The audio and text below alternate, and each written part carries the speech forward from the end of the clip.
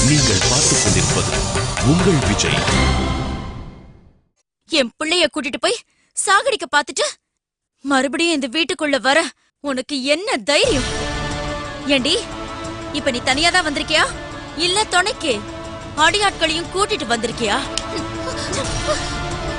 என் பிள்ளைக்கு ஆயுசு கெட்டிடி. அதனாலதான் உங்ககிட்ட இருந்து தப்பிச்சு உயிரோட இங்க திரும்ப வந்திருக்கா. இல்லனா நீங்க எல்லாருமா சேர்ந்து அவனை கண்டம் துண்டமா வெட்டி சூட்கேஸ்குள்ள வச்சு எங்கேயாவது கொண்டு போய் போட்டிருப்பீங்க. உன் குடும்பம் என்ன லேசுப்பட்ட குடும்பமா? உங்க அப்பனை பார்த்து ஊரே சிரிக்குதுடி. இத பாருடி, இனிமே உனக்கும் ஜேபிக்கும் எந்த ஒட்டும் கிடையாது, உறவும் கிடையாது. கோர்ட்டுக்கு போடி. அங்க என்ன சொல்லணும்னு எனக்கு தெரியும். உன் வீட்ல இருக்கிறவங்க என் புள்ள கிட்ட எப்படி நடந்துக்கிட்டாங்கன்னு நான் ஆதாரத்தோட நிரூபிச்சா ஜேபி உன் கூட சேர்ந்து வாழணும்னு எந்த கோர்ட்டும் சொல்லாது.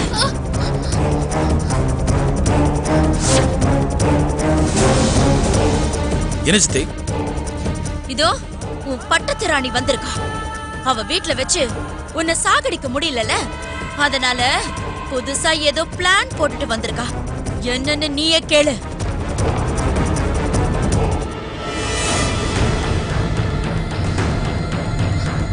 அவங்க எல்லாருக்காகவும் நான் உங்ககிட்ட மன்னிப்பு கேட்டுக்கிறேன். தயவு செஞ்சு மன்னிச்சுக்கங்க.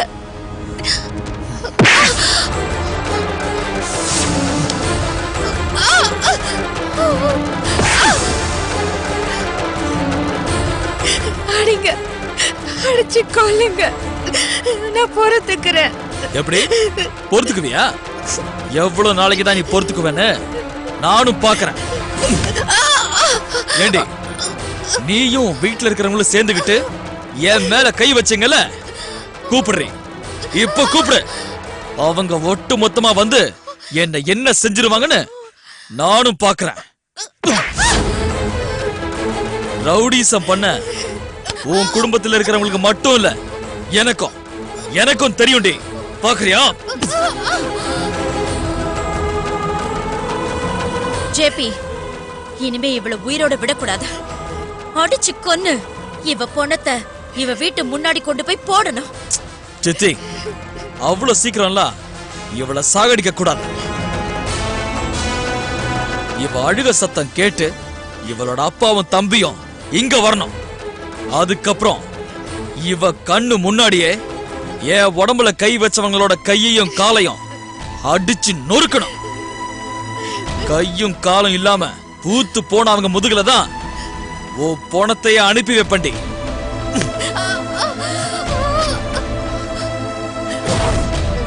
அப்படி செஞ்சா தாண்டி இந்த ஜேபிக்கு நிம்மதி. செய்வேன்.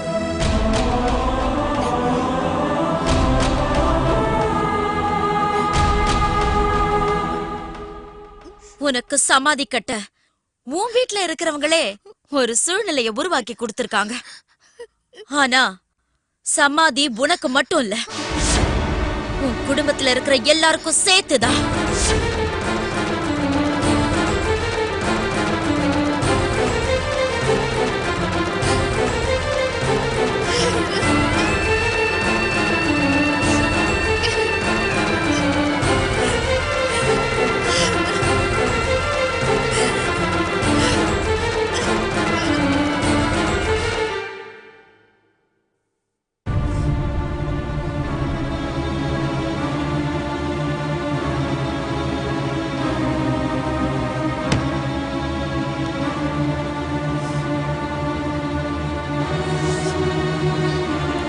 இந்தாங்க. என்னங்க இது? இந்த நேரத்துல காஃபி சாப்பிட மாட்டீங்களே? கொஞ்ச நேரத்துக்கு முன்னாடி தானே ஒரு காஃபி சாப்பிட்டீங்க. என்னன்னே தெரியல மீனாட்சி, என்னமோ மாதிரி இருக்கு.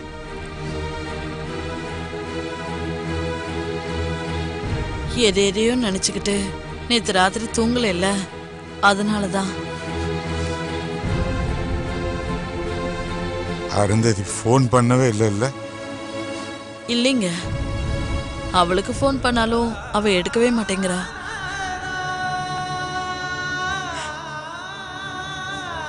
நம்ம குழந்தைய அவன் நேரம் சித்திரவதை பண்ணிட்டு இருப்பான். அத நினைச்ச என் மனசுக்கு நிம்மதியே இல்லை. போய் ஒரு கண்ணு பார்த்துட்டு வரலன்னா அது இதை விட பெரிய ஆபத்துலதான் போய் முடியும். என்னங்க இது? அவன் என்ன செஞ்சாலும் என் பொண்ணு அழுவாளை தவிர அவளால வேற என்னவா செய்ய முடியும்? அந்த அப்பாவிக்கு இப்படி ஒரு வாழ்க்கை அமைஞ்சிடுச்ச. நேத்து நீ சொன்னது அம்மா சரி. அப்ப எனக்கு வந்த கோபத்துக்கு நான் என்னென்னமோ சொல்லிட்டேன். ஆனா அப்படி ஒரு சந்தர்ப்பத்துக்காக அந்த ராஸ்கல் காத்துக்கிட்டு இருந்தான். எனக்கு தெரியாம போச்சு மீனாட்சி. என் பொண்ணுக்கு நல்லது பண்ண வேண்டி நானே கெடுதல் பண்ணிட்டேன். நான் பெரிய பாவி ஆயிட்டேன் மீனாட்சி.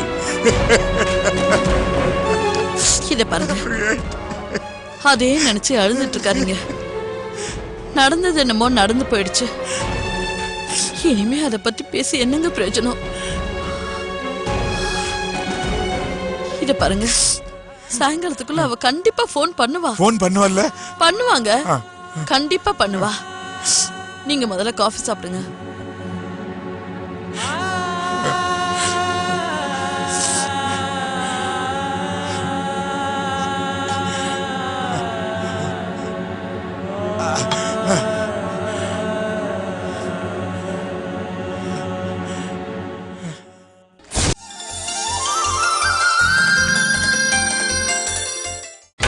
நீங்கள் பார்த்துக் கொண்டிருப்பது உங்கள் விஜய்.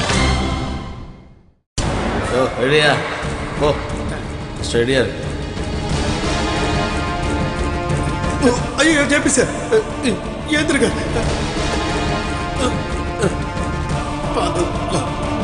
தேவையில்லாம எதுக்கு இந்த கும்பல்? என் கெஸ்ட் ஹவுஸ்ல 4 செவத்துக்குள்ளேயே எல்லாம் முடிஞ்சு போச்சு. எல்லாம் முடிஞ்சு போச்சு. என்னை பொறுத்த வரைக்கும் இது ஒரு இரங்கல் கூட்டம்.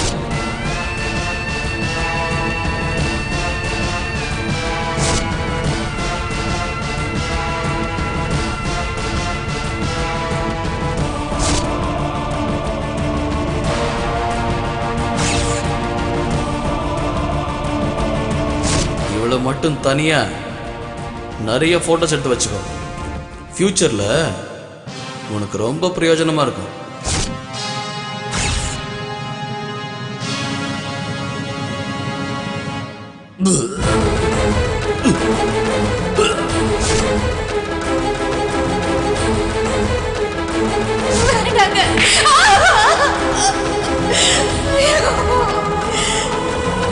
என்னடி என்ன அப்படி பாக்குற? சொல்லு, கேக்குறேன். வேண்டாம் வேண்டாம் மீனாட்சி, வேண்டாம். அவளை கொன்னுட்டு அந்த உடம்பு வேண்டாம் அவன் சாப்பிடணும். நீங்க அம்மாவும் அப்பாவும் சேர்ந்துகிட்டு இவளை வச்சு வியாபாரம் பண்ணி கடைசியில ஏன் தலையில கட்டிருக்கீங்க. என்னடா சொன்ன? என்னடா சொன்ன? என் பொண்ணை பத்தி அனாவசியமா வேணா பேசுறேன். உண்மையை சொன்னா ஏன் இப்படி குதிக்கிற? இது நாள் வரைக்கும் குழந்தை விஷயத்துல எனக்கு ஒரு சின்ன சந்தேகம் தான் இருந்துச்சு. ஆனா இன்னைக்கு கன்ஃபார்ம் பண்ணிட்டேன். உன்னை இன்னைக்கு நான் கொல்லாம விட மாட்டேன்டா. விட மாட்டேன்டா டேய். உன்னை இங்கேயே கொண்டு போட்டுடா.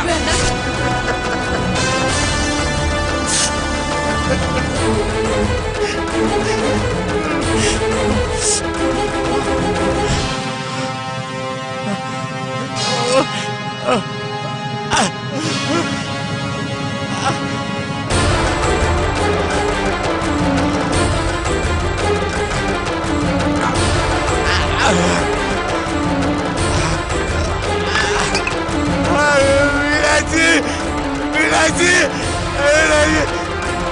மீனாட்சி, மீனாட்சி. என்னங்க என்னாச்சு? என்னங்க? அருண், ஆர்த்தி, என்னங்க என்ன பண்ணுதுங்க உங்களுக்கு? ஐயோ, என்னங்க? என்னங்க? என்னங்க?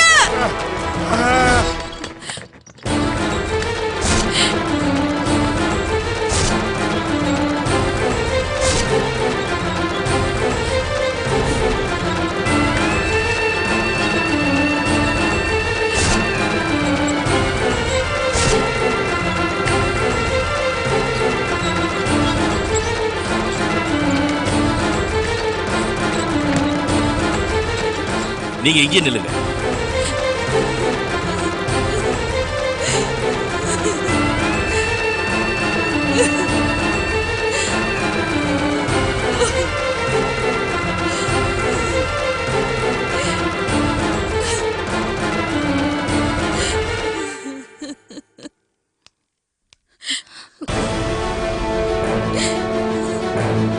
சிஸ்டர், அம்மா அழாதீங்கம்மா. அப்பாக்கு ஒன்னும் ஆகாது, அழாதீங்க.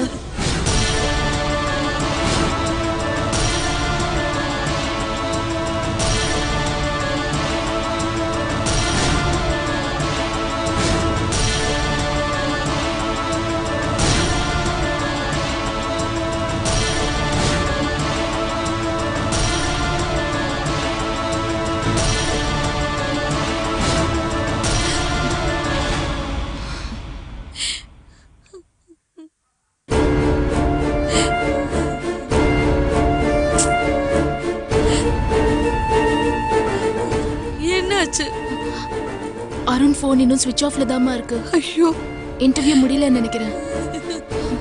அம்மா அழாதீங்கம்மா.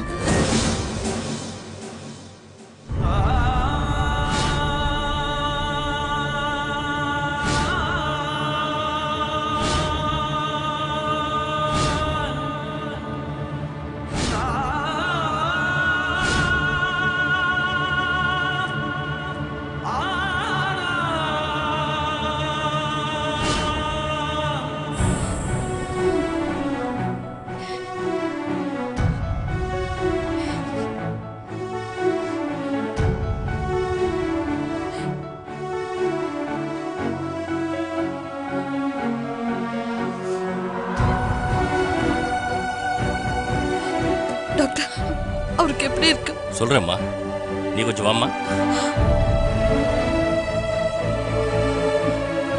அப்பாக்கு ஒன்னும் ஆகாதுமா, தைரியமா இருங்க. நான் இப்ப வந்துடுறேன்.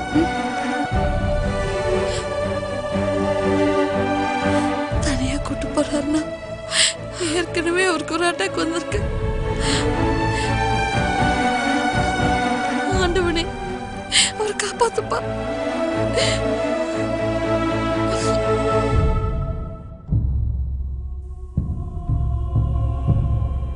உட்காரம்மா.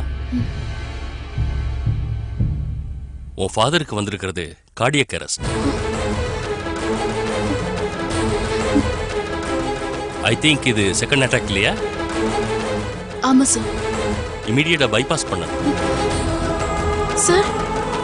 இந்த ஹாஸ்பிட்டல்ல செலவு கொஞ்சம் அதிகமாகும். என்ன பண்ணலாம்? பரவாயில்ல சார், எங்க அப்பாவை எப்படியாவது காப்பாத்துங்க. பணத்துக்கு நான் ஏற்பாடு பண்றேன். எங்க அப்பாவுக்கு எதுவும் ஆகக்கூடாது sir. I will try my level best. Thank you sir. Cash கவுண்டருக்கு இன்ஃபார்ம் பண்றேன், டீட்டெயில்ஸ் அங்கே வாங்கிக்கோ. Okay sir. சரிம்மா.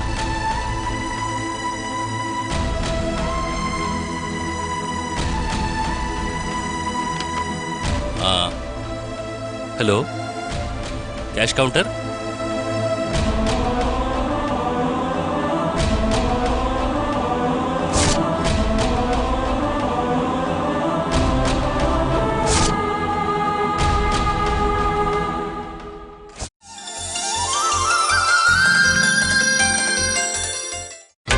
நீங்கள் பார்த்துக் கொண்டிருப்பது உங்கள் விஜய்.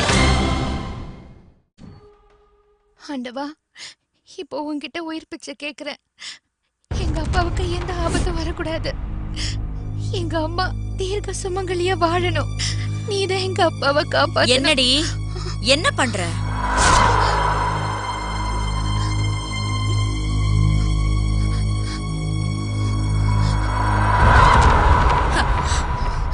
பக்தி முத்தி போய் கடவுளை இங்கே வர வச்சுடாத. ஏண்டி உன் அப்பனுக்கு ஹார்ட் அட்டாக் வந்து உடனே செத்துடவா போறான்? அந்த அளவுக்கு அவர் ஒன்னும் புண்ணியம் பண்ணல. உன்னை ஏமாத்துறதுக்கு யாரும் அப்படி ஒரு போனை பண்ணிருக்காங்க. இல்லன்னா அருமை மகளை பார்க்கணும்னு ஆசை வந்திருக்கும். அதுக்காக இப்படி ஒரு கட்டுக்கதைய கட்டி விட்டுருப்பாங்க.